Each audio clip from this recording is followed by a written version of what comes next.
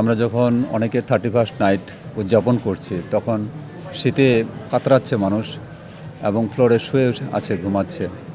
তো তাদের কষ্টটা অনুধাবন করা উচিত সকলেরই। তারাও মানুষ, তারাও এই শহরে বাস করছে।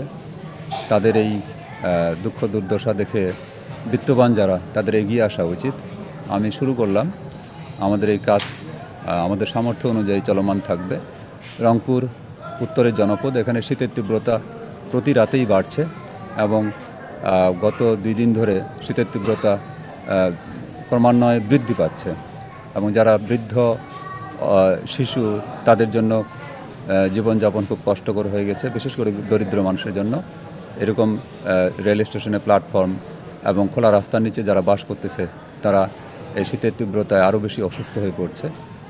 এই দিক থেকে চিন্তা করে আমাদের রংপুর মহানগর পুলিশ তাদের নিজস্ব সামর্থ্য থেকে এই শীতবস্ত্র জোগাড় করে এই দরিদ্র অসহায় মানুষের জন্য আজকে শীতবস্ত্র বিতরণ করলো। আমরা আমাদের পক্ষ থেকে যত সামান্য আমরা এই উপহার বা যে সাহায্য, যেটাই বলেন না কেন, আমরা দরিদ্র অসহায় মানুষগুলোর কাছে তুলে দিলাম।